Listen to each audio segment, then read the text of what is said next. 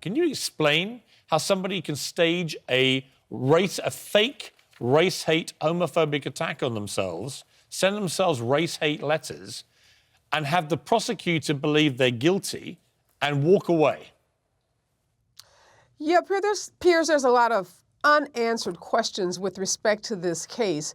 In the American judicial system, you are innocent until proven guilty. And even though there seems to be just a mound of evidence against Jussie Smollett and evidence which suggests that he did stage this alleged hate crime, apparently the prosecutors determined that there were weaknesses in their case and that they could not meet the burden of proof of proving beyond reasonable doubt that he made false statements to the police. However, the prosecutor's decision-making in this case is questionable because they went into court on an emergency hearing. They didn't notify the police, and they sealed the records. So the American people all over the world will never be able to know what was said, what deal was brokered between the defense team and the prosecutors, and what caused the prosecutors to lose faith in their case. At one point, as you saw from the police chief in February, he was very, very confident in the evidence, so confident that there were 2 charges filed against Smollett, and then the case was presented to a grand jury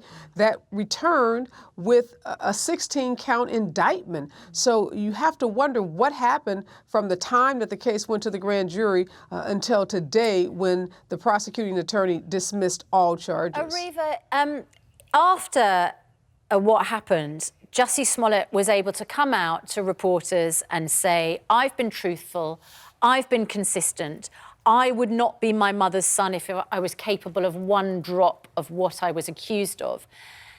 Does he walk away from this exonerated if everybody on the legal side against him still maintains he is guilty as charged? We have these facts that suggest that he staged this attack, but we don't know what happened. He continues to maintain his innocence. We saw the police chief, we saw the mayor, and the prosecuting attorney all suggest that they believe he did participate and that he did stage this hoax. That's what trials are for. Trials are for us to vet facts, for there to be a determination by a jury of his peers as to whether he is innocent or guilty. We won't have that trial because these charges have been dismissed and the record has been sealed. So I don't think we'll ever get to the bottom of what happened. We won't know if Jussie's telling the truth, if the 2 brothers who were implicated in this case, were they telling the truth? Did something happen with the prosecuting attorney? We just don't know. So many unanswered questions. Right, but what we do know is that he isn't getting back $10,000 in bond that he posted. Which, if you're completely innocent and you've been cleared of everything, you would expect to get back. And secondly, he's already done hours and hours of community service, which apparently was factored in to all this. Well, why would you be doing community service, and why would that be factored in if, again, you're an innocent man, as he claims? Yeah, and those are pieces of the puzzle that just don't make sense. What we do know is $10,000, although that's a lot of money, it's not a tremendous sum for someone like Jussie Smollett, who's on a very popular show. All of those facts tend to lead credence to the prosecutor's statement that he believes that he's guilty.